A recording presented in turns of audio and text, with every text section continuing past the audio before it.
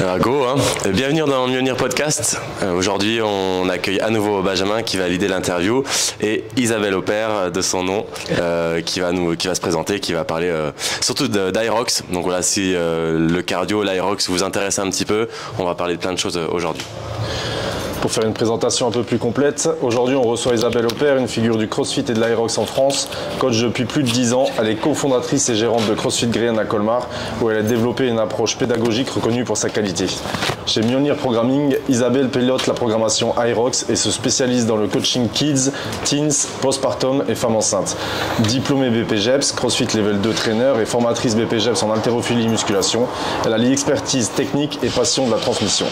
Mais Isabelle, c'est aussi une compétitrice accomplie qui enchaîne les courses Aerox avec régularité et les courses à pied de longue distance, ce qui lui donne cette crédibilité terrain indispensable pour créer des programmations qui marchent vraiment. Sa philosophie, une approche fonctionnelle et sécuritaire du sport, adaptée à chaque pratiquant de loisirs à la compétition, avec une attention particulière portée à la technique, la mobilité et la progression individualisée. Aujourd'hui, elle va nous livrer tous ses secrets pour réussir en Aerox. C'est pas mal, c'est assez complet, c'est pas mal. J'ai pas mon âge dedans, c'est parfait.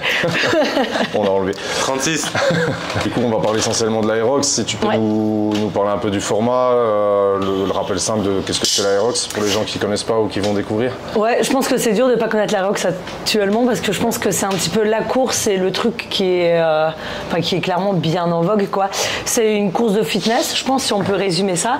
On va mêler d'une part endurance cardio-respiratoire et endurance entre guillemets, et force d'endurance musculaire.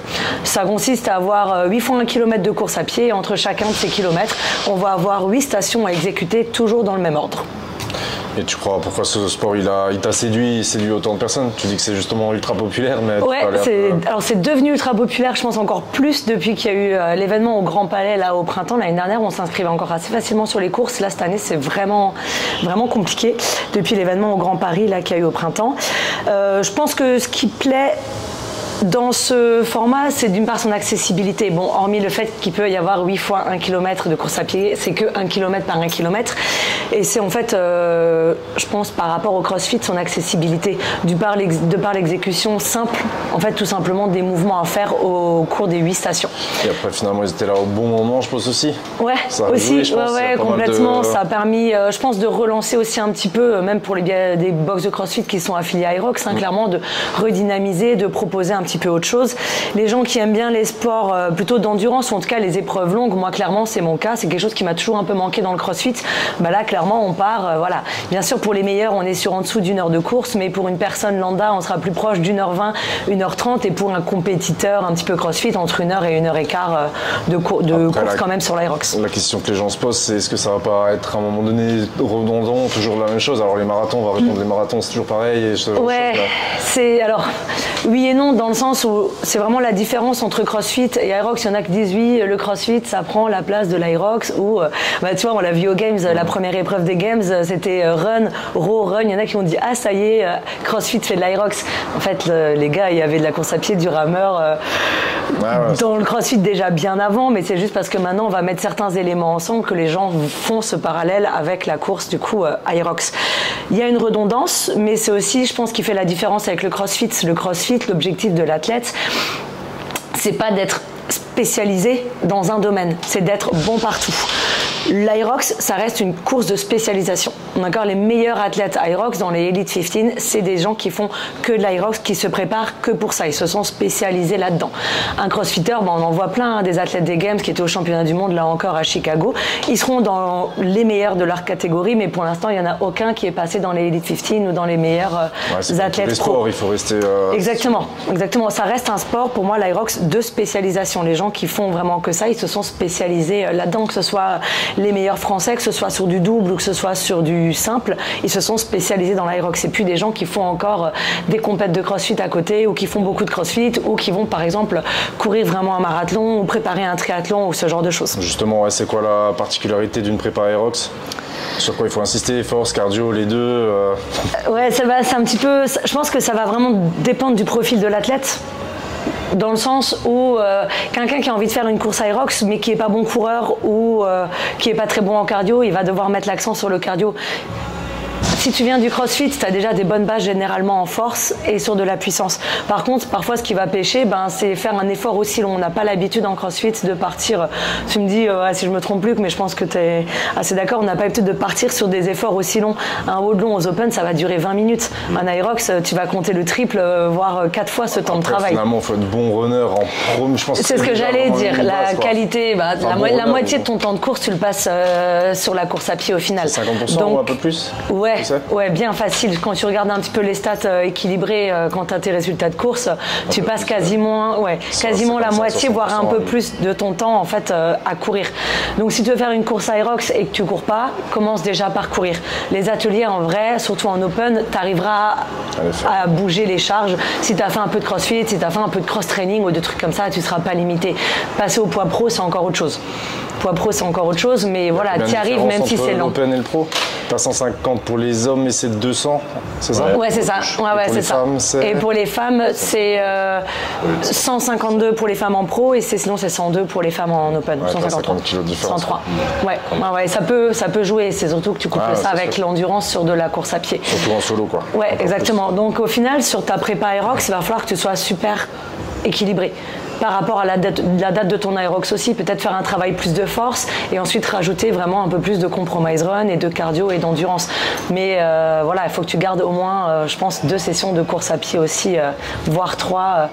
Et justement, sur la programmation Mjolnir, c'est quoi les grands principes que tu appliques? Par rapport à la programmation compétiteur? Ouais. Du coup, il y a quoi? Alors, explique-nous juste sur Aerox, avec Mjolnir, qu'est-ce qu'il y a comme programmation? Alors, avec Mjolnir Training, du coup, on a développé, il y a Mjolnir Aerox Compete. Donc là, on est en train de terminer le tout premier cycle. Voilà, on s'est mis un petit peu sur ce créneau parce que c'est un créneau qui plaise. Il y a pas mal de gens aussi dans les box de CrossFit qui préparent un Aerox. Parfois en parallèle ou en off-season justement des compètes de CrossFit, comme là on arrive justement dans l'automne. On a la programmation aussi Mjolnir Aerox Affiliates, donc là justement pour les affiliés, où on va retrouver des blocs de Aerox Compete mais couplés pour des groupes de 12 à 16 personnes avec des créneaux qui vont durer à peu près 1h et 1h15. Et il y a combien de cours dans la semaine pour l'affiliate? Pour l'affiliate, tu as 5 blocs, 6 blocs même. Et du coup, tu as 6 séances par semaine. Ok, répartie une partie force, une partie... Exactement, on va coupler, on va faire, l'idée, on garde toujours en tête que tout le monde ne fait pas tous les cours. Parce que parfois, ils vont faire d'autres cours de leur box, mettons un stamina ou un cours un peu plus haltéro, etc. Les gens aiment bien quand même mixer. Mais l'idée, c'est de travailler d'une part la force, d'une part l'endurance cardio-respiratoire, mais aussi musculaire, le run sous fatigue, et après aussi de travailler les différentes stations. Et du coup, le run, même en affiliate, il est intégré dans le cours? Ouais, il y a du run dans le cours. Alors bien sûr, par rapport à la programmation, parce que exactement. Les gens ils viennent et ils n'ont pas envie de se taper. Aujourd'hui la séance, les gars, c'est 60 minutes de zone 2. Génial. Ouais, d'accord. Non, les gens ça ils peuvent le faire le dimanche s'ils sont impliqués dans leur prépa. Ils le font le dimanche. C'est des choses que vous mettez dans le compète. Exactement. Ça c'est des blocs que tu as dans le compete. Tu as un run long à effectuer le week-end. Tu as un rappel de run sur une première session le lundi et après tu as du run plutôt au seuil sur une session milieu de semaine sur le 3e jour. C'est un peu comme au début sur le CrossFit, il y avait pas de programmation, je pense que c'est venu au bout de... C'est venu au fur et à mesure, Ça évite que les gens fassent 1h30 de... Enfin, c'est vrai qu'aujourd'hui, tu vois un cours d'Aerox, les gens ils courent pendant 1h30, ils font des... Ouais, en fait, c'est ça. L'idée, c'est de faire comprendre aux gens que se préparer à un Aerox, ça veut pas dire aller sur Instagram, taper Aerox Workout et puis s'envoyer en faire 6 fois par semaine sur des WOD de 50 minutes, 60 minutes, 45 minutes.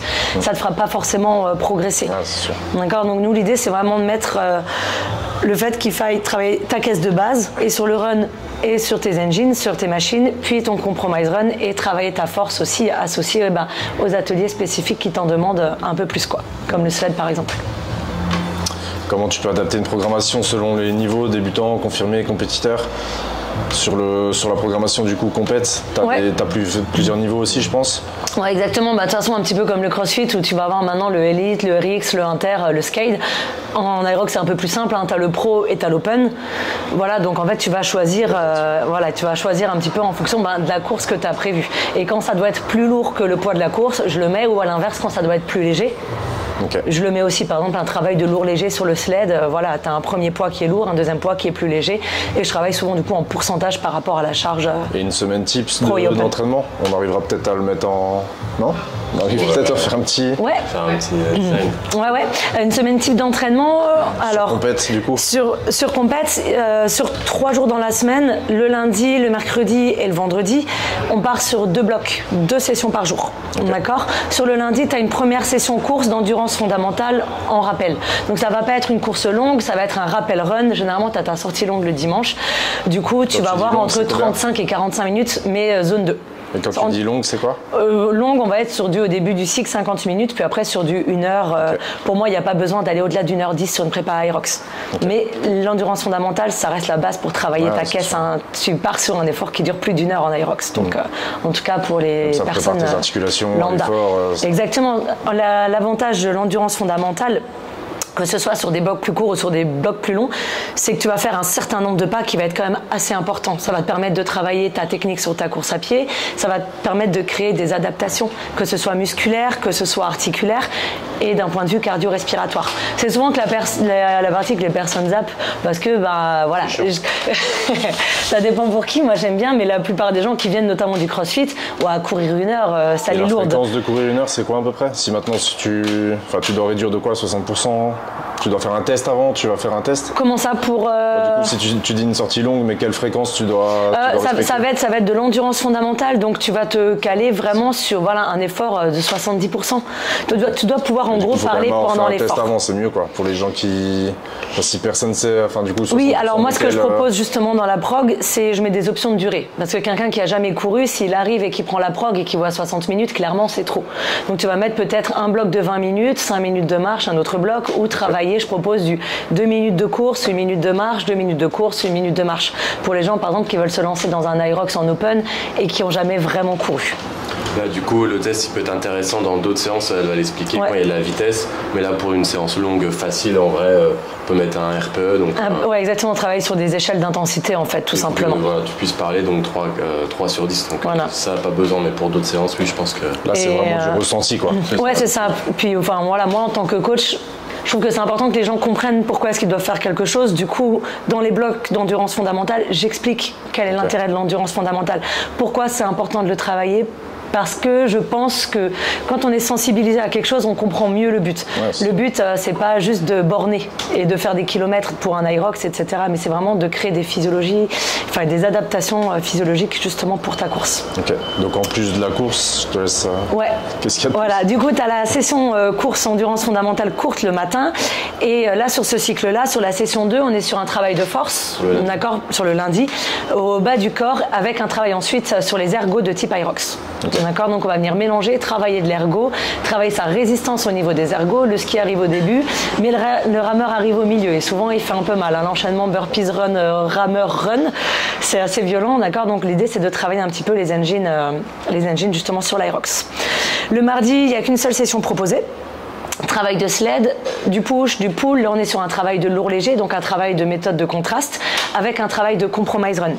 D'accord, donc de travail tout simplement de course à pied sous fatigue avec différents ateliers Aerox ou certains mouvements de crossfit, utilisation de dumbbell, utilisation de kettlebell pour créer une pré-fatigue sur le run. On en entend parler beaucoup, tu peux un peu expliquer le... Compromise run, c'est simplement travailler son run sous fatigue avec une bonne fatigue et cardio, mais surtout musculaire avant de partir courir pour s'entraîner à cette relance et à repartir sur son run et retrouver sa vitesse. Les crossfitters aussi quoi. Parce que finalement, qui aide bien les crossfitters parce qu'on a souvent des 400 mètres avec des snatchs ou des choses. Ouais, exactement, mais le crossfitter généralement il est cantonné à 400, donc sur un 400 il va tenir la route, mais si tu lui fais faire un peu plus de 800 ou du 1000, ça va être tout de suite un peu plus dur. Finalement, avec les snatchs aux Games, ça va quand même laisser des traces. Exactement, c'est clair. C'était pas des poids très lourds. C'était pas des poids très lourds, il n'y avait pas beaucoup de run, mais au final. Sur papier, on se disait ça va bien se passer, mais il y en a quand même qui loupaient des barres alors qu'ils ont des ARM. Exactement, alors qu'ils ont des ARM beaucoup plus hauts. Mais parce que ta chaîne poste, elle se fatigue et ton cœur aussi, quoi. Mercredi, on retourne sur 2 sessions. Session 1, cette fois-ci, on est sur de la course à pied au seuil. D'accord, donc on va être sur de l'intervalle, on va être sur la session qui va faire mal au cœur et qui va faire mal aux jambes. On est sur du travail de vitesse. D'accord, et l'idée, c'est d'enchaîner ces blocs de vitesse de différentes façons avec un travail de pré-fatigue vraiment rapide, puis ensuite un certain rythme à tenir avec ce qu'on va appeler du seuil 30 ou du seuil 60, donc une vitesse max qu'on va pouvoir tenir 30 minutes ou 60 minutes, tout en gardant un petit peu toujours de long après. C'est des blocs qui vont durer et échauffement compris, parce que les échauffements sont dedans, à peu près quand même 1 heure. Entre 50 minutes et 1 heure. Sur l'après-midi, en tout cas la deuxième session force, mais cette fois-ci sur le haut du corps, que ce soit du travail de tirage ou que ce soit du travail de poussée. Et après, on a un entraînement type Hyrox, plutôt sous forme d'intervalle. Okay. Jeudi, off. Repos, on peut le placer à un autre moment, hein, d'accord. Chacun gère un petit peu ses séances d'entraînement comme il veut, mais jeudi off, c'est important de garder un jour off complet. Donc sans forcément se dire je vais aller courir ou je vais aller nager, etc. Juste se reposer. Si on a déjà un boulot qui est actif, la dépense énergétique est déjà bien assez élevée sur le reste de la semaine. Vendredi, on repart sur 2 sessions. On a une course modérée le matin, donc on va être cette fois-ci entre 70 et 80% d'intensité, ou alors un compromise run. Ça change un petit peu en fonction des semaines, mais un compromise run avec intensité modérée. Donc l'idée sur cette session 1 du vendredi, c'est pas de se mettre une dose, et ça je le marque bien. Vous devez pas être au bout de votre vie quand vous finissez votre compromise run. En gros, si l'effort dure 35 minutes, vous devrez être capable de le tenir 45-50 minutes. Okay. Le but, c'est d'apprendre à gérer ses intensités pour la course. Parce qu'on part toujours tous trop fort au début de l'Hyrox. Une fois qu'on a fini le skier, on se dit waouh, on a fait 1/8 de la course, quoi. Donc le sled remet tout le monde à sa place. Le travail le vendredi après-midi sur la session 2, c'est un travail de leg endurance. D'accord, donc intensité modérée le matin pour pouvoir mettre justement full intensité sur ce travail d'endurance de jambes qui est vraiment propre ensuite à l'Hyrox en termes de ressenti sur la course. Samedi, session longue, simulation Hyrox. On va être sur un effort, ça peut être aussi bien un effort de 50 minutes comme sur des intervalles de 3 minutes avec 1 minute de repos, mais le cumulé d'effort total va être proche de 40-45 minutes. Le but, c'est gérer son effort, trouver un petit peu ses allures de course, en course les tester. Ou alors du cumulé là, avec des exercices. Ouais, là c'est sur du cumulé. Ouais, tu vas avoir du run, tu vas avoir les ateliers Hyrox. Okay. Voilà, le run, tu vas parfois avoir du 1000, tu vas parfois avoir du 600, parfois du 400. Le but, ça va être de moduler un petit peu tout ça tout en se disant, ok, je pars sur un effort qui est relativement long, 50 minutes, 60 minutes, et on rajoute un petit préhab run, renfort run, pour les hanches, pour les genoux, pour le dos, quoi.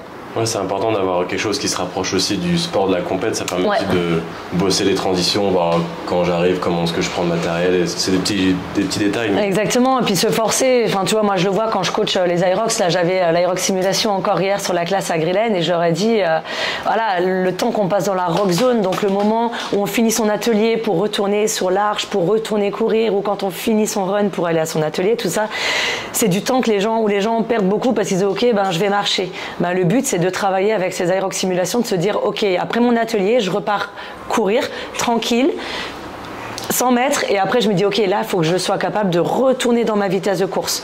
Donc ça permet aussi de tester ses allures. On va en parler après justement de la rock zone, parce que c'est sûr que c'est un endroit où finalement, parce que si on fait le cumulé, un bon runner il va faire son cumulé, il va dire il a 8 km, il va être super content de sa vitesse, mais si sa rock zone elle est à chier, ça... Mais suivant les courses ça peut aussi poser problème, non? J'ai entendu. Il y a des rock zones qui sont un peu plus longues que d'autres, donc ça reste le même format de course partout, tout le temps, mais en fonction du lieu où tu le fais, les ateliers ils sont agencés un petit peu différemment. Rome, exactement. Voilà, il y a des marathons plus roulants que d'autres, il y a des marathons avec beaucoup plus de D+ que d'autres, quoi. Donc du coup, ça fait quand même pas mal. Et du coup, la dernière séance, tu l'avais dit avant. Le dimanche, c'est la sortie longue, ouais.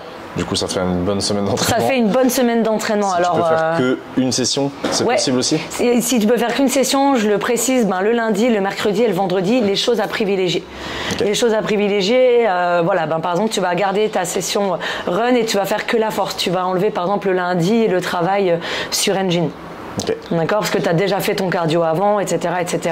D'accord, donc ça je le précise un petit peu, comment coupler les choses quand on peut faire qu'une seule session, parce que tout le monde n'a pas forcément 2 fois 1h10, même si les sessions ne sont pas forcément longues en soi, tout le monde n'a pas forcément 1h10 le matin et l'après-midi. Enfin moi, c'est très rare le fois où je peux faire 2 sessions, quoi. Je le fais avec la prépa. C'est exactement ça. Les axes de priorité en fonction des profils. Si la personne ne sait pas courir, il vaut mieux qu'elle privilégie la partie exactement, course, clairement. Si parce qu'elle arrivera à bouger sur les ateliers et puis. Pas évident de toujours choisir là où on n'est pas bon. J'en parlais encore. Ce qu'on a envie de faire aussi, c'est aussi ça. Même t'as l'ego aussi. Moi, je vois des fois quand il y a les 2 sessions, t'as envie de tout faire, t'as pas envie de. Parce qu'à tort, tu as l'impression d'avoir moins fait. Alors qu'en fait, on n'a pas tous le même rythme de vie et le même boulot non plus derrière, quoi. Quelqu'un qui bosse debout toute la journée, il n'a pas la même fatigue. C'est bête que quelqu'un qui est derrière son ordi toute la journée, quoi. C'est pas pareil. Ouais. Justement, les erreurs courantes que tu vois chez les débutants? Les erreurs courantes que je vois chez les débutants, c'est de s'envoyer tout le temps trop fort. De pas forcément respecter les intensités. C'est-à-dire que quand on met des RPE d'intensité, RPE 5, RPE 6, tu vas pas mettre la même intensité qu'un RPE 8 ou 9 sur 10. Après, tout le monde n'a pas la facilité de comprendre le RPE. Je sais que c'est quand même un... Ouais. Mais en gros, tu vas te dire que, voilà, moi je le mets dedans, je dis, à la fin de cet effort, vous devez pas être par terre. Ouais, c'est bon. Tu vois, je dis, voilà, typiquement, à la fin de l'effort, t'es pas censé être par terre. Et du coup, il y a des gens, ils vont peut-être se sentir frustrés, mais il faut comprendre que la progression, elle passe aussi par là. Si tu t'envoies en enfer, j'ai eu cette discussion encore avec des adhérentes il y a pas si longtemps. Elles me disent, purée, on s'entraîne dur, mais on n'arrive peut-être pas à avoir le niveau de ci et ça. Je dis oui, mais si vous vous envoyez en enfer 5 à 6 fois par semaine, ton corps, il récupère pas. Et du coup, t'es contre-productif sur tes sessions qui arrivent en fin de semaine. Donc, il faut peut-être te dire, ok, aujourd'hui, je suis moins en forme, j'ai envie d'aller m'entraîner, mais j'y vais cool. Alors c'est parfois pas évident parce que tu as le collectif qui fait, que ce soit en CrossFit ou en Aerox dans les classes, qui fait que tu as envie de pousser un peu plus, mais là c'est de la discipline en fait. Il faut se discipliner soi-même et se dire ok, je respecte. Et demain tu t'enverras à la mort et puis au moins tu auras du jus pour t'envoyer. Tu vois, donc l'erreur c'est ça, c'est les gens qui veulent trop en faire. Trop de volume tout de suite. C'est comme des gens qui courent pas et qui d'un coup vont se dire moi je cours pas mais je viens courir 1 heure, je vais courir 1 heure. 1 heure si t'as jamais couru, c'est trop.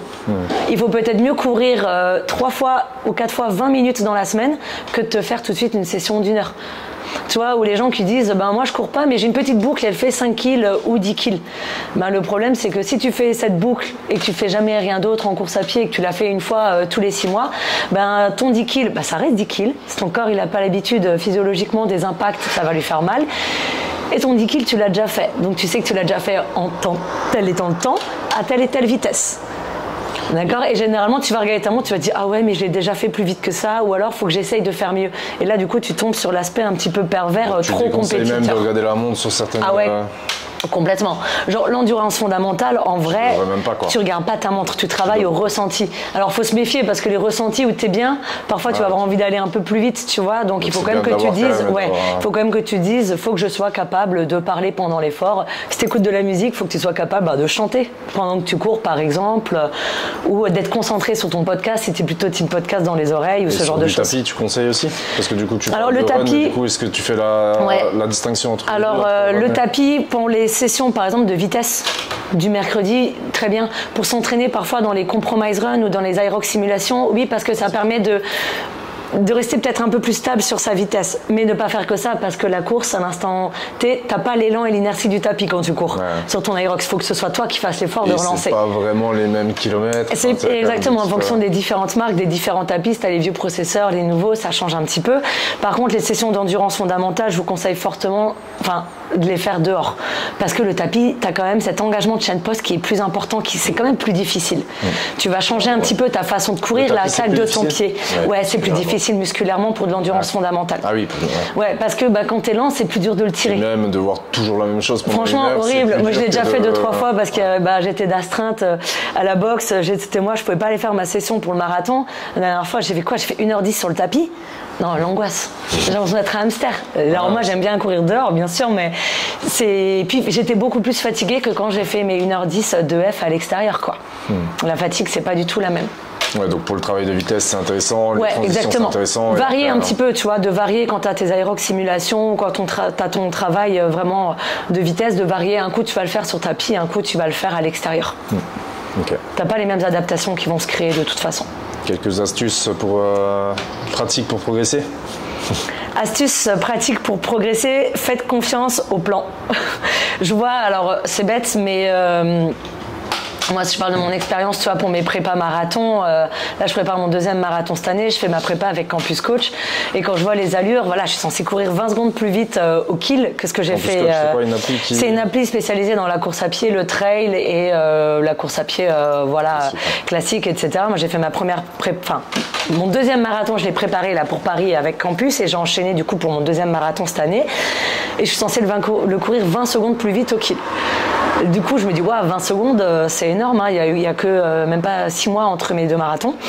Mais je sais que la première fois, je m'étais dit pareil et je me dis ok, je fais confiance au plan, ça avait super bien marché la première fois et voilà, il faut être assidu, etc. La plupart des gens, je sais que un coup ils vont piocher un truc à droite et puis cette session-là, ils l'aiment pas, alors ils prennent l'habitude de faire un truc qu'ils ont fait eux. À partir de 2 fois, quand tu changes quelque chose, on part déjà sur le début d'une nouvelle habitude. Et donc tu perds un petit peu le fil de ta progression. Et ça, c'est ce que les gens comprennent pas, c'est qu'ils vont essayer un truc un mois ou une semaine. Ah ben non, j'ai pas l'impression de progresser plus que ça, ou j'ai l'impression peut-être d'avoir perdu sur certains trucs, progressé dans certains, mais perdu sur d'autres. Ah ben je passe à autre chose. Seulement en fait, un process, ça se fait sur plusieurs mois. Tu vois, si tu changes tout le temps, tu peux pas. Est-ce que le public Aerox aujourd'hui est prêt à... Enfin, tu vois, le public de CrossFit, ils ont l'habitude maintenant des programmations. Donc, c'est sûr que d'avoir un process, ils arrivent tu le comprends un peu mieux. Exactement. Maintenant, on va dire, je pense que plus de 60-70%, enfin non, 50%, je pense, c'est des gens du fitness qui vont de l'Aerox. Nous, ouais, 50% fitness, 50% CrossFit, je pense maintenant, tu vois, à peu près kiff-kiff. Ou des gens qui étaient dans le fitness qui viennent dans les salles de CrossFit parce qu'elles sont rattachées à Aerox. Ils font aussi des programmations de muscu, quoi. Ils ont Exactement. Exactement. Donc, je pense que ça va dépendre, mais voilà, tenez-vous-en au plan et après prenez une programmation qui vous fait faire autre chose que des efforts longs ou ce genre de choses. On progresse pas en faisant que des efforts longs. Bien sûr, tu as les phases de pré-compétition où tu vas en faire un peu plus en fonction de tes dates Aerox ou ce genre de choses, mais voilà, de pas forcément tout mélanger et de prendre du repos. Ouais, justement, on n'en a pas parlé, mais le rôle de la récupération dans l'entraînement. Le rôle de la récupération dans l'entraînement, il est super important et il va dépendre de plusieurs facteurs. Déjà, est-ce que c'est ton seul sport ? Est-ce que tu fais que ça ? Moi, je prépare 2 Aerox, un avec Luc en septembre et un autre du coup en solo à Bordeaux en novembre. Mais je fais pas de prépa entre guillemets plus spécifique. Je fais certains blocs, du coup, je fais moins de CrossFit. Du coup, je fais des blocs Aerox à la place du CrossFit. Mais je garde quand même le CrossFit aussi parfois pour certaines choses, juste pour garder un stimuli un petit peu différent aussi, quoi. Donc, gardez aussi le plaisir que vous avez peut-être à faire autre chose à côté. Vous aimez faire du vélo, allez rouler. Tu vois ce que je veux dire ? Ne vous mettez pas des œillères à faire, entre guillemets, qu'un truc. Et justement, la sortie longue de run, tu crois que tu peux la remplacer sur une sortie longue de vélo aussi, vraiment ? Ouais, en vrai, si t'es pas mauvais au run, que t'as déjà l'habitude de courir longtemps, fais ta sortie longue en vélo à la place. Si tu as envie de changer d'air. Si tu as envie de changer d'air, si tu as envie de faire un petit peu autre chose, bien sûr. Toi, tu as déjà assez de run en vrai dans une prog Aerox. C'est ce qu'on disait avec la programmation affiliate. Tu as une programmation affiliate, mais elle ne peut pas être adaptée. Enfin, du coup, une prog généraliste, elle ne sera jamais adaptée à 100% à la personne. Et du coup, il faut aussi que celle-là, elle soit OK de pouvoir l'adapter, quoi. Exactement. Ouais, c'est ça. Et là, je reviens par rapport à la sortie longue. Plus on est loin de la compète, donc de l'Aerox, plus on peut modifier, on va dire, la modalité. Donc si la personne elle veut courir l'hiver, parce que son Aerox c'est que l'été, bien sûr, et plus on se rapproche de la compète, et plus il faut être spécifique. Spécifique quand même, complètement. Donc la sortie longue, elle peut être largement faisable sur d'autres ergos ou une sortie extérieure en vélo, surtout quand on est loin de l'Aerox, quoi. Puis ta récup, ton jour de récup où t'es un peu plus fatigué, je sais pas, t'as des enfants en bas âge, t'as un boulot super physique ou t'as une journée un peu plus compliquée, etc. Si tu sens qu'il y a une session qu'il faut faire sauter, tu prends celle où t'as, entre guillemets, que tu estimes toi avoir le moins besoin et tu la fais passer. Si tu vois qu'il y a des pourcentages sur de la charge, tu dis aujourd'hui je suis un peu moins en forme, je réduis de 5 à 10%. Mais je vais faire mon squat, mais au moins je vais pas être à l'échec et je vais pas, entre guillemets, me surfatiguer nerveusement aussi. C'est mieux de faire un peu que pas du tout, quoi. Exactement. C'est mieux de faire un peu que pas du tout et parfois, et à l'inverse, parfois c'est mieux de rien faire. Tu vois, franchement, t'as les jambes coupées en deux, t'es crevé ou t'as mal au dos, etc. Peut-être que ton corps il a besoin de repos. Tu vois, pareil, on dit souvent je suis trop content, sur mon endurance fondamentale, mon rythme cardiaque il est resté super bas sur cette séance. T'as pas forcément progressé en fait. Si tu vois qu'il est beaucoup plus bas que tes dernières séances d'il y a une semaine, etc., c'est pas que t'as progressé, c'est juste que t'es super fatigué, que ton cœur lui il n'arrive pas à être dans son effort habituel. Donc ça peut aussi être un signe. Okay. Tu vois, ça peut aussi être un signe d'être un petit peu peut-être en surentraînement ou un petit peu trop fatigué, quoi. Si on parle de l'événement vécu de l'intérieur, à quoi ressemble l'ambiance d'un événement Aerox en termes de logistique, niveau des participants, esprit communautaire?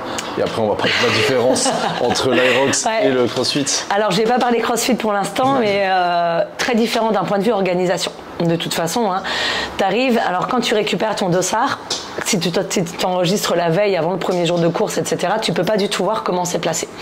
Tu as les infos sur Irox France, ils te mettent généralement la carte de comment sont tes ateliers, ils te spécifient combien tu as de tours de run à faire, et du coup tu as ce schéma entre guillemets sur Instagram par exemple. Maintenant, par exemple Bordeaux, ça fait la deuxième année, c'est toujours au même endroit et tu crois que c'est pareil? Ce sera au même endroit apparemment, mais est-ce qu'ils vont organiser les ateliers entre guillemets de la même façon? Ça je sais pas. Je pense qu'il y a aussi à un moment donné des gens qui vont chercher des courses qui étaient plus roulantes. Enfin, je sais que Berlin, du coup, c'était 1 km tout droit, donc c'est plus facile d'aller vite. Exactement. T'as des zones qui sont t'as des zones où le run est un peu plus étalé, t'en as où c'est un peu plus large. Tu sais que ces courses-là, tu vas pouvoir chercher généralement un meilleur chrono que si t'as un angle trop important à faire sur tes runs, quoi. Ouais. Donc grosse organisation. Franchement, c'est hyper bien rodé. Un départ toutes les 10 minutes, t'es pas là, tant pis pour toi.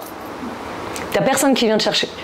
Enfin, on va pas te faire un briefing, on va pas te... Non, enfin, t'es un grand garçon, tu te débrouilles, t'as ton heure de départ, t'as pas les standards, c'est à toi de les checker avant, c'est à toi de vérifier tes standards, de faire attention à tout ce qu'il y a. T'as certains Irox où maintenant t'as des spécificités, tu vois, par exemple à Paris, et c'était le cas... où aussi à Chicago, hein, par exemple, les wall balls à Paris et aux Worlds à Chicago, au Grand Palais, les wall balls n'étaient pas dans la rock zone, c'était à côté. Okay. Tu vois, donc il faut que tu restes lucide là-dessus. Du coup, ton run va changer un petit peu. Ton dernier run va changer un petit peu, et ça, faut que tu restes un petit peu lucide sur ce genre de choses, tu vois.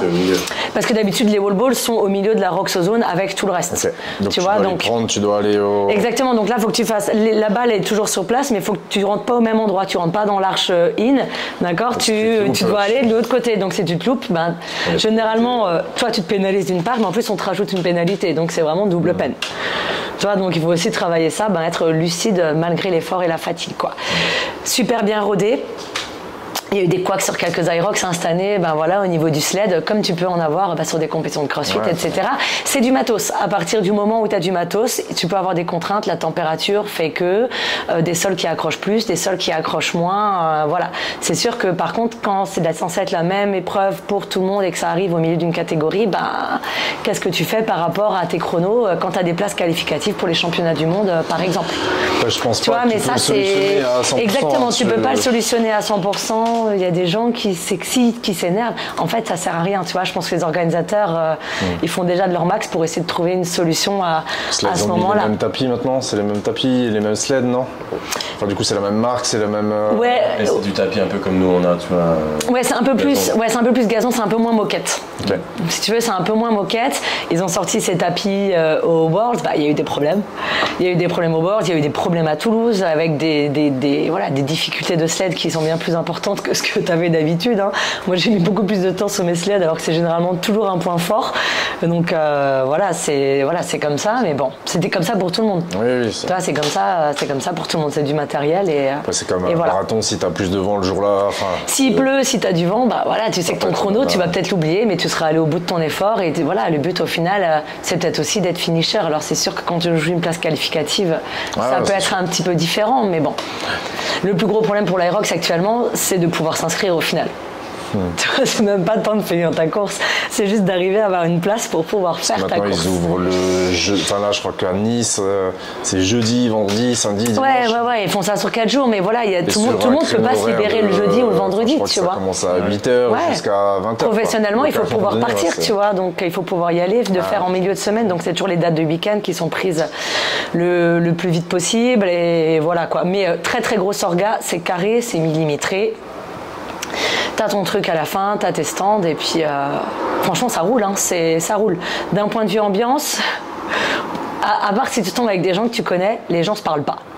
Franchement, tu viens, tu t'échauffes, tu fais ta course, ton podium t'attends ton podium, et après, en vrai, tu t'en vas. T'as pas vraiment le temps de faire de copinage, tu vois. Moi, le copinage que je fais, c'est parce que j'ai retrouvé des athlètes avec qui je faisais des compétitions de crossfit, on s'est retrouvés dans les mêmes vagues, dans les mêmes sas, etc. Tu vois. Vagues de combien? En solo? Franchement, je sais même pas trop parce que généralement, moi je me mets devant, du coup je fais 20, je dirais 20, mais je fais pas trop gaffe à ce qu'il y a derrière en fait. Je me mets assez devant au départ et du coup je fais pas trop attention, mais une vingtaine de personnes, ouais. Donc en fait, et ça déroule et ça part et puis tu viens te greffer aux autres qui sont déjà en train de courir. Ça par contre, c'est chouette parce que contrairement à une compète de crossfit, bon, je compare un peu du coup, mais t'es noyé dans la masse. Tu vois, donc en fait, tu fais ton effort, tu sais plus ou moins où t'es par rapport aux filles avec qui t'es parti parce que tu les vois. Tu vois, soit elles sont devant, soit elles sont derrière, etc. Mais après, tu es noyé dans la masse, dans ton run, etc. Et ça te donne beaucoup, entre guillemets, de stimuli. Par rapport à un WOD de CrossFit, par exemple, en compète, où tu es nul au run, tu vas être derrière, tu vois que tu es derrière, tout le monde voit que tu es derrière et tu es en galère. Alors que l'Aerox, ça tourne tout le temps, tu vois. C'est ce qui fait aussi peut-être qu'il y a autant de gens qui apprécient, quoi. Ouais, t'as moins l'impression, exactement, t'as moins l'impression d'être à la ramasse, quoi, complètement à la ramasse. Par rapport à une compétition de CrossFit, ou quand t'es dans ta vague de 10, quand t'es 10e de ta vague, tout le monde a fini, toi t'as pas fini, et voilà, quoi. À l'Aerox, voilà, moi quand j'étais en solo à Toulouse, tu rattrapes des gens qui étaient en double. J'ai rattrapé un mec qui était parti en open. Enfin, toi, tu te retrouves à finir avec d'autres gens qui étaient dans d'autres KT, et je trouve que c'est chouette aussi. Après, tu vois. Maintenant, ils font des couloirs sur les allures, non, de run. Ouais, maintenant t'as la fast lane en théorie. Ouais. Pour les coureurs qui courent à moins de 4,15, les gens ne se rendent pas compte, mais courir à moins de 4,15 sur un Aerox, c'est super solide. D'accord. Moi, je cours pas moins de 4,15 au kill. Moi, je cours pas à moins de 4,15 au kill. En double, on était à 4,26. En solo, je suis à 4,32.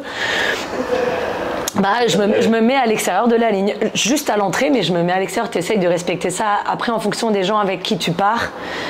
Tu vois, quand je suis partie avec ma sœur au Grand Palais, on a fait en double mais en open. Du coup, on courait vite par rapport aux autres nanas d'open. Il n'y avait pas d'autres personnes qui couraient plus vite parce que c'était que de la catégorie open. Donc, on a pu se mettre dans cette ligne. Parce qu'il y avait personne qui courait à cette vitesse-là, qui est à l'intérieur. Toujours le chemin le plus court, ouais. Tu réduis ta distance au final de course. De beaucoup. Je pourrais pas dire je cours jamais trop à l'extérieur.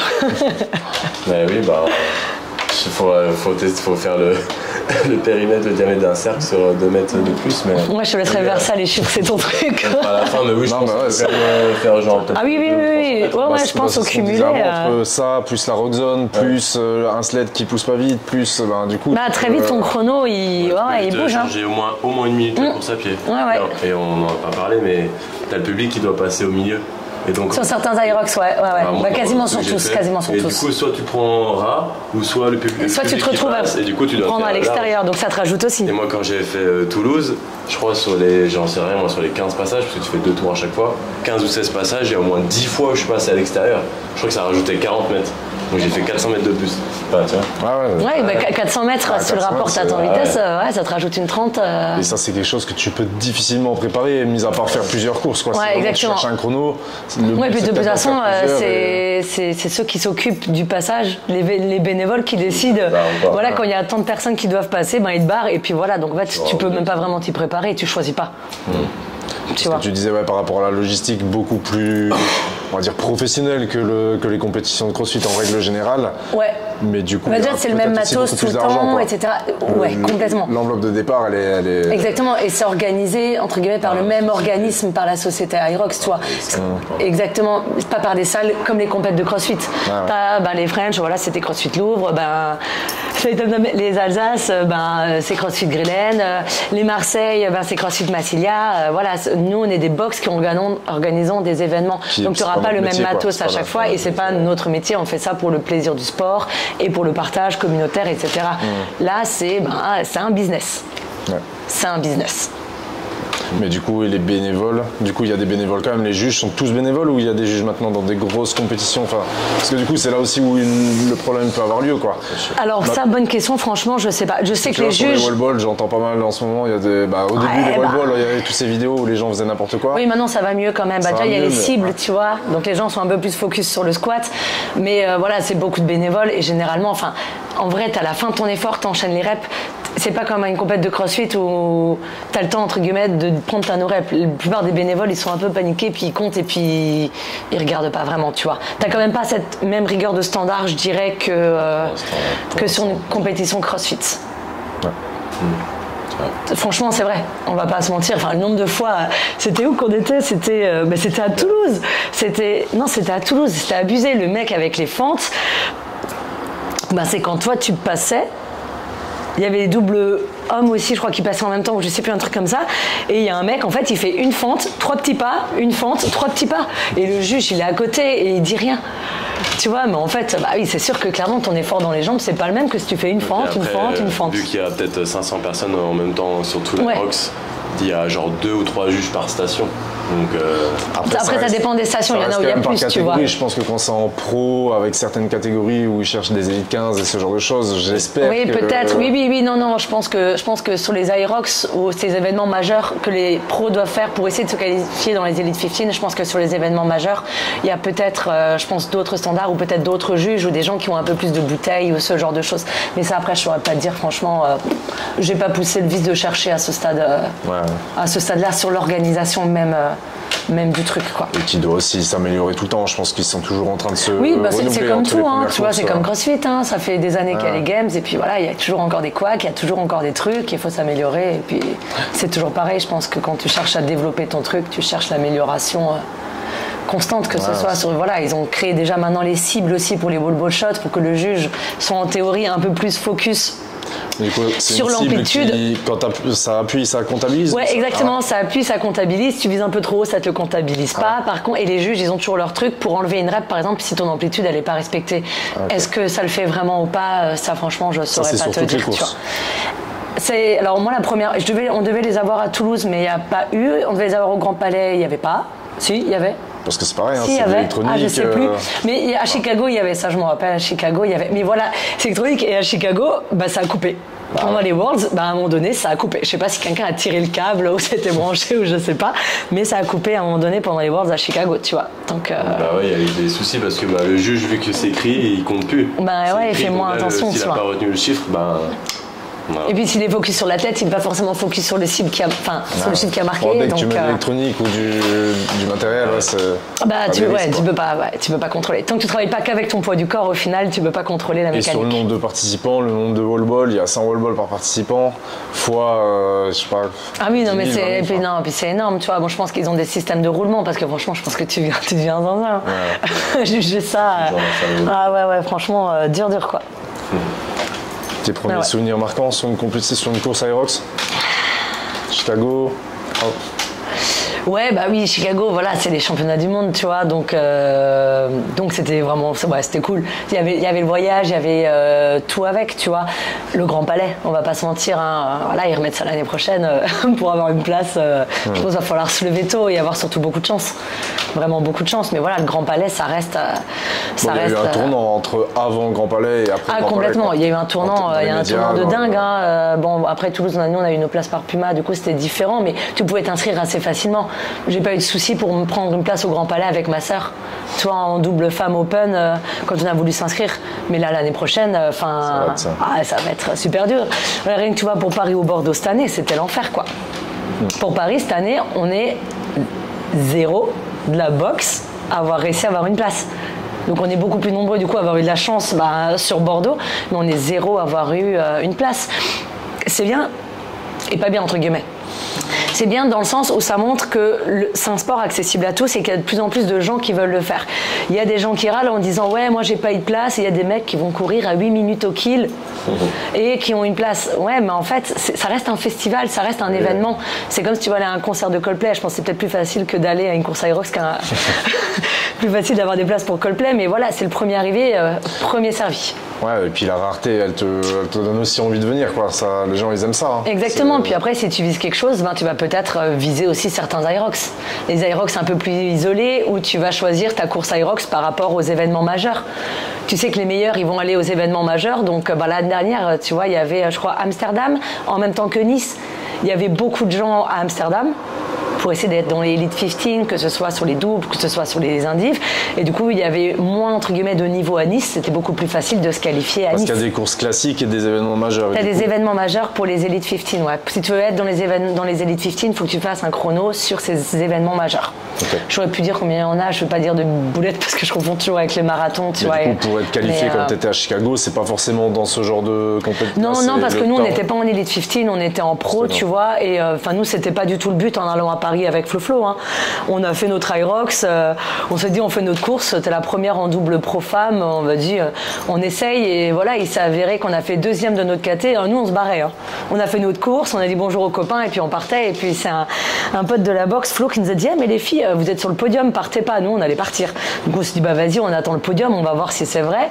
Et là ils nous appellent sur le podium et ils nous disent en deuxième place double femme pro et qui se qualifie pour pour les championnats du monde à Chicago. Et là, on se regarde, on dit quoi? C'était pas du tout le plan, tu vois. Parce que voilà, on n'a pas fait un chrono de ouf non plus, et on en a conscience, tu vois, sur le run, etc. Mais voilà, l'expérience, elle est là. On avait fait 1h14. Ok. Et c'est quoi chez les femmes un bon chrono? Les meilleurs chronos en double pro femmes, elles sont en dessous d'1 heure. Ouais, elles sont en dessous d'1 heure. C'est clairement le run. Qui fait la différence. Hein. C'est pour ça que c'est une composante super importante, tu vois. Sur 8 km, tu grattes assez facilement 1 minute. Ouais, c'est ça. Une meilleure 10 minutes. Si tu fais en 5,30. Puis les filles, elles courent à 4,15, hein, même moins. 4 du kill pour les meilleures, tu vois. Donc, ça joue beaucoup, quoi. Donc, meilleur souvenir, je dirais, le Grand Palais et puis Chicago, hein, voilà, on va pas se mentir. Après, j'ai adoré mon tout premier Aerox à Bordeaux, c'était mon tout premier. J'y allais sans prépa et sans m'attendre à quoi que ce soit. Vraiment juste pour découvrir. T'en as fait combien? J'en ai fait combien? Je sais pas. Ouais. J'en ai fait déjà 2 en solo pro. C'est pas dans ses meilleurs souvenirs, mais un avec moi. C'était très différent. Mon premier, je l'ai fait en solo pro, c'était à Bordeaux. J'ai trop kiffé, parce que j'aime les efforts longs. Bon, au milieu de la course, je me suis quand même dit, putain, qu'est-ce que je fous là? Genre, tu vois, l'enchaînement burpees run rammer, j'étais waouh. Je viens du crossfit, je me suis dit, t'inquiète, les 80 mètres de burpees broad jump, en plus c'était tout droit. Je me suis dit, ça va passer crème. Oh pauvre, pas du tout. Je te jure, j'avais l'impression que cette ligne, elle faisait que reculer. En plus, tes potes, ils pouvaient pas être à côté à Bordeaux, du coup, je les voyais loin, j'étais à la traversée du désert. Je voyais que j'allais un peu plus vite que les autres quand même. Et quand j'ai regardé mes stats à la fin, je me dis, mais je suis explosée, je suis pourrie au burpees, alors que c'est un point fort en crossfit. Les statistiques, après, ça c'est aussi intéressant. Ouais, exactement, t'as les stats. Donc tu peux comparer, même si chaque Aerox, c'est pas pareil. Tu peux avoir une petite médaille, non? Enfin, si t'es le premier sur les burpees ou... Ouais, je suis même pas sûre. Hein. Que pour les wall balls. Que pour les wall balls, tu les fais unbroken, c'est tout. T'as un patch en plus, tu les fais unbroken. Clairement, franchement, faire les wall balls unbroken à l'Aerox, c'est solide. Ou alors, faut se dire, ok, j'ai super géré ma course avant, juste pour avoir mon patch wall ball. Mais bon. Le deuxième, du coup, je voulais en faire un avec un mec en double, parce que j'avais envie d'être un peu mal. Donc j'ai fait avec Luc, avec Stuttgart. Je crois qu'il n'y a aucune photo où j'ai pas la tête dans les genoux. On a couru à 4,26 du kill. Le premier Aerox, j'avais couru à 4,50 en moyenne du kill. Là, on a couru à 4,26 du kill, donc gros effort sur la course à pied. Hein. Moi, je suis une coureuse de fond. Hein. Je suis pas une coureuse de vitesse à la base. J'aime pas ça, tu vois. Donc c'était vraiment, vraiment dur. Puis en plus sur les ateliers, sur du double par rapport à du pro, tu t'envoies. Tu t'envoies vraiment fort. On a fait 1h03 avec beaucoup de no-rep au wall ball. Je te laisse raconter ta vie. Je te laisse raconter ta vie. Ouais, on est arrivé au wall ball, c'était une balle de 6 pour... une balle de 6 pour Luc. Du coup, il a lancé à chaque fois au-dessus. Donc, c'est pas comme un crossfit, tu lances au-dessus, ça te valide ta rep. Là, ça te compte pas ta rep. La nana, elle compte en allemand. Et moi, je commence, je fais 30 reps. Luc, il arrive, et là, d'un coup, il commence ses reps, puis il en fait 6, et là, j'entends... Même pas 2, je crois. 2, parce que j'entends 23, tu sais, donc à chaque fois, il remet, c'est toujours le même nombre de reps. Et là, je me dis, mais elle dit tout le temps le même chiffre en allemand. Lui, il parle pas du tout allemand, tu vois. Et je lui dis, lui, tu fais que de nos reps. Il me dit, mais je dois faire quoi? Et là, elle dit, Das Kreuz, il faut viser la croix. Donc je dis, vise la croix. Il me dit, mais je vise la croix. Et je lui dis, mais vise le milieu de la croix. En fait, si on ne tapait pas pile au milieu, la nana, elle lui mettait que des no-reps, tu vois. Il me dit, vas-y, ça me saoule. Je sais pas, il en fait au moins 30. Il lui en a compté peut-être même pas 10. Tu vois, il me dit, vas-y, ça me saoule, t'as qu'à reprendre. Du coup, je reprends, je refais. Et là, je le vois, il est en train de bouillir parce que le mec, la team qui était devant nous, le gars, il faisait des quarts de squat. Genre, même pas un demi-squat, un quart de squat. Et du coup, on finit enfin les wall balls. L'arrivée, je pense, la plus pourrie d'Aerox de toute ma vie. Il est vénère comme pas possible parce qu'il a pris X. 1h04, c'est bien. X, 1h03. Il a pris. Ouais, mais il voulait faire. Je pense moins d'une heure, c'était pas possible. On courait pas assez vite, c'était pas possible. En plus, on n'a pas fait la bonne stratégie. On a vraiment fait plus ou moins moitié-moitié. À combien? 4,26. Et du coup, il finit la course et il rage, il va voir le gars, il me dit il me dit, la prochaine fois, tu descends plus bas sur tes squats. J'étais là, vas-y, t'es relou, t'es chiante, tu vois, zéro plaisir à la fin. Et voilà, moi j'étais contente parce que je me dis franchement si on fait moins d'1h05 pour le premier en double, sachant qu'on n'a vraiment pas joué le jeu des ateliers, on a fait moite-moite, quand même beaucoup. Donc là on va prendre une autre stratégie pour Rome et on va essayer de courir un peu plus vite, tu vois. Ouais. Justement, comment tu peux analyser ta course pour progresser? C'est quoi les curseurs? Comment tu peux... En fait, tu as tes splits surtout. Tu as tes splits sur ton run et tu as tes splits sur tes ateliers. Nous, ce qu'on avait fait là en double, c'est que voilà, c'était le premier qu'on faisait en double. Il avait fait un peu plus de sled, mais grossièrement, après, sur le reste, on avait plus ou moins partagé ou sur ce genre de trucs. Et là, voilà, l'idée, ça va être que je cours plus vite. Donc, il va falloir qu'il fasse un peu plus d'ateliers. Donc, on va faire, je pense, du 2 tiers, 1 tiers. Vous allez chercher quoi en temps sur le run? 1 heure. Moi, j'aime pas quand tu dis mais ça. je veux dire en fréquence de il run. faudrait qu'on court à 4,15. 4,15. Ouais, il y aura, dans toutes les photos, j'aurai la tête dans les genoux, accroupie, quand je serai pas en train de 4,15, bosser. mais du coup, s'il prend le début des ateliers... En fait, il faut qu'il prenne et qu'il finisse les ateliers, tu vois. Et par rapport à la course, quand il a terminé sa course, le temps où il va aller, par exemple, au rameur, donc il doit t'attendre, c'est sûr, mais est-ce qu'il doit t'attendre devant le rameur en position où vous devez, il y a une distance que vous Non, devez alors en respecter? fait, même sur la course, en théorie, t'es censé rester ensemble. T'es pas censé, voilà, mais t'es pas censé avoir plus de 20 ou 30 mètres d'écart, sinon t'es censé avoir des pénalités ou ce genre de choses. Ça, ils peuvent le voir par rapport à la puce, c'est ce qu'ils Ouais, veulent exactement, vraiment. parce que t'as des bips, hein, t'as des bips quand tu passes, quoi, exactement, t'as des bips quand tu passes. Et c'est respecté voilà. ça? Parce que à chaque fois que je pose la question, la personne qui sait répondre, si la Écoute, personne... franchement, je saurais pas dire. Moi, j'ai jamais pris le risque dans tous les doubles. Toi, quand je courais avec Flora, ben, je reste toujours proche. Pour éviter de se prendre une pénalité à la con, hein. Ça peut vite aller sur du 4 minutes, il te rajoute 4 minutes ou ce genre de truc. Même si, imaginons, j'arrive avant, de toute façon, il faut que je t'attende, donc au final, je préfère courir plus vite et récupérer. exactement. Si je peux. Ouais. Du coup, ça fait une grosse différence de course. Quoi. Moi, je vais en faire un avec quelqu'un qui court très très très bien. Et du coup, on n'a pas du tout la même. Tu vois, lui, il est en dessous de 4 du kill, bien en dessous. Et du coup, lui, il pourrait. Tu vois, quand on faisait des simulations, il attendait devant et lui, c'était son moment où il récupérait. Quoi. Moi, j'étais à, je dis bêtise, 4,20, 4,30 et lui, il va récupérer quand même le temps là. Mais... Ouais, je suis pas sûre que tu aies le droit d'arriver beaucoup avant. Je crois que tu es censé quand même arriver plus ou moins, plus ou moins en même temps. Après, quand tu te suis, tu vois, le premier peut s'installer, mais il faut que toi, tu sois sur le tapis double pour que, par exemple, il commence à ramer. Tu vois, typiquement. Donc, ouais. Après, j'ai fait du coup le pro avec Flora. À Paris-Versailles, non, Paris Fitness Park. Du coup, on s'est qualifié à Chicago. Ensuite, j'ai fait Toulouse en pro. Chicago. Ensuite, j'ai fait le Grand Palais en double open. Du coup, tu as fait 6 Irox? Ouais, du coup, au total, 6 Irox. Ouais. Okay. Et du coup, on parlait de comment analyser sa course pour progresser. Tu disais qu'il y avait des curseurs, donc tu sais à peu près tous les ateliers. Ouais, tu connais tes splits, tu connais tes splits, donc tu vois un petit peu sur quoi bosser. Tu as aussi le temps que tu passes sur la rock zone. Encore qui va venir jouer. Et du coup, comme tu disais, dans la programmation, si tu peux pas faire les 2 entraînements par jour, tu sais, tu as fait les wall balls, tu as été mauvais ou tu as été mauvais dessus, tu vas pouvoir tu vas bosser un petit peu plus ça. Tu sais que le sled, pour beaucoup, le sled pull est difficile, donc tu vas peut-être mettre un petit peu plus l'accent là-dessus. Pour certains, c'est vraiment la relance au run avec les jambes fatiguées. Du coup, tu vas bosser un petit peu plus sur ton compromise run. Voilà, tu vas pouvoir cibler un petit peu sur ça. Ok. Ta vision sur l'évolution d'Irox? Je sais pas, c'est dur à dire parce que c'est toujours le même format. Est-ce que les gens vont se lasser ou pas? Bonne question. Moi, la première fois que j'en ai fait un, je me suis dit, ouais, c'est bon, j'en ai fait un. Voilà, finalement, j'en ai quand même fait 6. Parce qu'après, tu cours après le chrono, tu changes de format, tu changes de partenaire, tu changes de KT.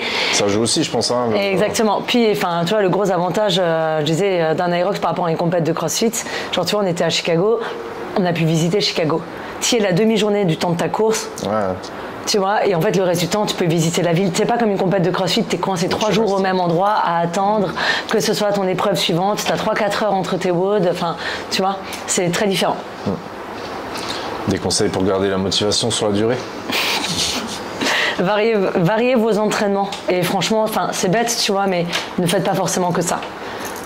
Je connais plein de gens qui se sont mis à fond là-dedans, qui ont fait que des entraînements sur ça. Ouais, puis au bout d'un moment, ils en ont un petit peu marre quand même, tu vois.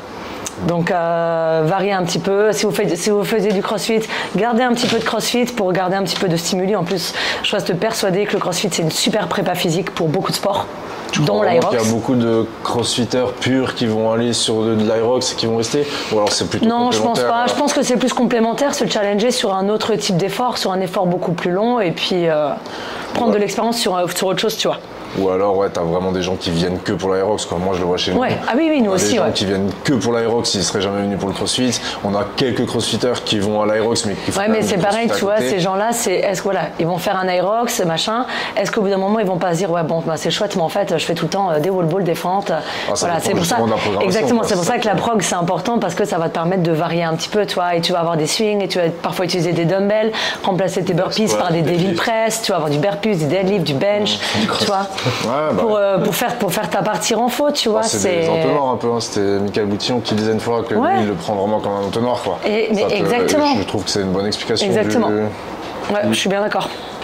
Ouais, c'est clair. On va terminer sur quelques petites questions express. Donc le but, c'est que je vais te donner, te dire 1, 2, 3, 4, 5, 6 questions. Le but, c'est d'y répondre le plus simplement et rapidement possible. Après, voilà. Cours. Ok, comment tu gères ta vie privée, professionnelle et entraînement? Avec un super agenda. J'ai Google Agenda partagé avec Luc, comme ça on sait qui a quelles contraintes. Et voilà, je mets dedans mes sessions run pour les prépas marathon, je mets quand je m'entraîne au CrossFit, je mets mes heures de coaching et je mets ensuite quand est-ce que c'est moi qui est la petite, etc. Et du coup Luc, tu fais pareil? Ouais. Exactement, et on partage tout comme ça. Ça se chevauche et du coup voilà, quand on a des réunions, quand on a des podcasts, voilà, lui il l'a mis sur l'agenda, moi c'est arrivé sur le mien, je voyais qu'il y avait ça aujourd'hui et puis voilà. C'est entre guillemets organisé, tu gardes une partie de liberté mais quand même sur le gros il faut que ça soit un peu carré pour tout rentrer. Okay. Donc voilà, je sais qu'à midi je dois aller récupérer la petite, je sais qu'elle coach à 12h30, elle sait que j'ai un podcast cet après-midi, je sais qu'elle a une soirée ce soir et que moi je dois garder les codings. C'est voilà, Google Agenda c'est la vie les gars. Et puis mettez vos séances d'entraînement comme ça, c'est la discipline. Quand t'es pas motivé, la discipline elle est là. Source d'inspiration et de motivation?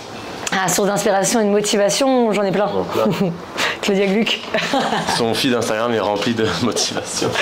Ouais, j'avoue. Non, Claudia Gluck parce que je l'ai vue évoluer et que c'est une travailleuse. C'est vraiment une bosseuse pour arriver là où elle est. Elle a la résilience, la discipline, tout ça. Après, voilà, tu as des athlètes un peu plus Aerox et marathon, course à pied, comme c'est mon kiff, tu vois. Lucy Davis, voilà, super athlète, hyper complète. Et après, j'ai beaucoup de motivation, mais plus dans le cadre perso et pro. Tu vois, que ce soit toi pour tout ce que tu fais, que ce soit Luc, le groupe de personnes duquel on s'entoure. Tu vois, ça c'est des trucs que j'aime bien penser quand je cours.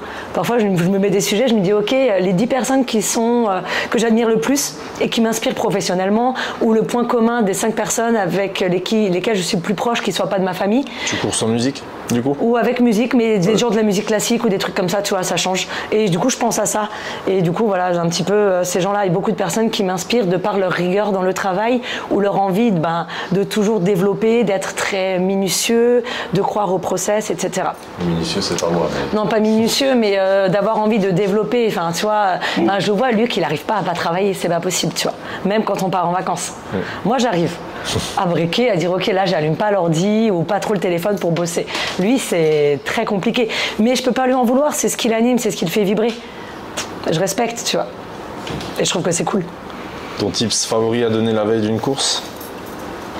Mon tips favori à donner la veille d'une course, buvez des électrolytes. Ah ouais? Ouais, ou de l'eau salée. Ah ouais, ouais. Je crois que c'est Alan Kao qui a expliqué qu'il avait bu de l'électrolyte la veille d'une course, il n'a pas réussi à dormir. Ah ouais? Oh non. Ou alors de l'eau salée, tu vois, tu mets un peu d'eau, voilà. Moi, c'est ce que je fais beaucoup pour les marathons, c'est ce que je fais pour mes Aerox aussi, et ça m'évite après des douleurs, des crampes ou des trucs comme ça, tu vois, avant et après. Ok. Une erreur galère que tu as vécue sur une compète? Aerox, course à pied, CrossFit. Erreur galère, si on reste dans l'Aerox, c'est d'avoir pris le gel après. J'ai écouté quelqu'un qui m'a dit prends le gel cette fois-ci après sled pull parce que le sled pull est dur. Le problème c'est qu'à Toulouse il était tellement dur. J'ai pris mon gel après en écoutant la personne et j'ai cru que j'allais le gerber. Ouais. Il y avait une porte et je me dis en fait je vais le vomir. Alors que d'habitude quand je fais un sport, je peux tout manger. Moi franchement je mange un quart d'heure avant mon départ du marathon, aucun problème. Tu vois, mon estomac il tolère tout. Et ben là, je te jure, j'ai cru que j'allais. L'effort avait été tellement intense, ça m'avait crispé l'estomac tellement le sled à Toulouse avait été dur à tirer que j'ai cru que j'allais le vomir. Je me dis putain, mais j'ai même pas fait la moitié de la course quoi. Je me dis que ça allait être très très dur. Voilà, sur l'Aerox, ouais, c'était ça le pire souvenir. Après, franchement, il y en a pas trop quoi.